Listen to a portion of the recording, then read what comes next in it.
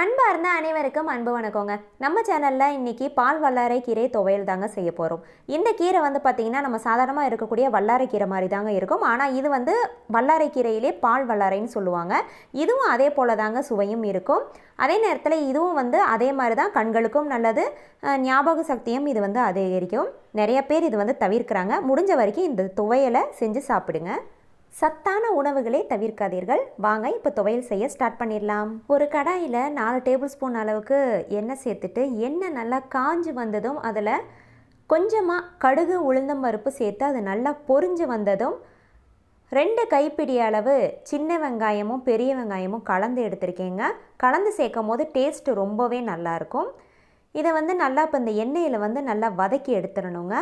இது ஓரளவுக்கு கண்ணாடி பதத்துக்கு வதங்கி வந்ததுக்கப்புறம் அது கூடவே வந்து கொஞ்சமாக ஒரு கீத்த அளவுக்கு தேங்காய், ரொம்ப சேர்க்க வேணாம், ஒரு கீத்த அளவுக்கு தேங்காய் சேர்த்தா போதும். அதுக்கடுத்து உங்கள் காரத்துக்கு தகுந்த மாதிரி காஞ்ச மிளகாய் நான் வந்து ஒரு 5 சேர்த்துருக்கேன். அது கூடவே ஒரு நெல்லிக்காய் அளவு புளி, கொஞ்சமாக வந்து பெருங்காயத்தூள், 1/4 டீஸ்பூன் அளவுக்கு பெருங்காயத்தூள் சேர்த்தா ரொம்ப நல்ல வாசனமாக இருக்கும். இது எல்லாமே வதங்கி வந்ததும் இதில் வந்து ஒரு கைப்பிடி அளவு பால் வல்லாரை சேர்த்துக்கலாங்க. அதை நல்லா க்ளீன் பண்ணிவிட்டு கொஞ்சமாக அந்த தண்டு பார்த்திங்களா அந்த அளவுக்கு இருந்தாலே போதும், ரொம்ப தண்டு சேர்க்க வேணாம். இதை சேர்த்துட்டு இந்த பால் வல்லாரையை சேர்க்கும் போது நல்லா படபடன்னு சத்தம் வரும். அதனால் வந்து பயப்பட வேண்டாம், வெடிக்க ஆரம்பிக்கும். இந்த கீரை வந்து நமக்கு ரொம்ப அளவுக்கு நமக்கு வந்து அது வேகாதுங்க, ஒரு அளவுக்கு தான் அது வேகும். இந்த ஸ்டேஜில் வந்து ஒரு தக்காளி பழம் அதையும் கட் பண்ணி சேர்த்துட்டு இதுக்கு தேவையான உப்பு சேர்த்துடலாங்க. இது எல்லாமே சேர்த்து இது வந்து நல்லா வதக்கி விட்டுருங்க. இந்த அளவுக்கு வதங்கி வந்ததும் அடுப்பை ஆஃப் பண்ணிவிட்டு இதை வந்து நல்லா நம்ம இப்போ ஆற வச்சிடலாம். ஆறி வந்ததுக்கப்புறம் இதை வந்து ஒரு மிக்ஸி ஜாரில் சேர்த்துடலாங்க.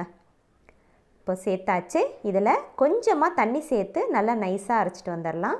இது போல் நல்லா நைஸாக அரைச்சிட்டு வந்தாச்சு. இப்போ அது ஒரு கிண்ணத்துக்கு நம்ம இதை மாற்றி வச்சிடலாம்.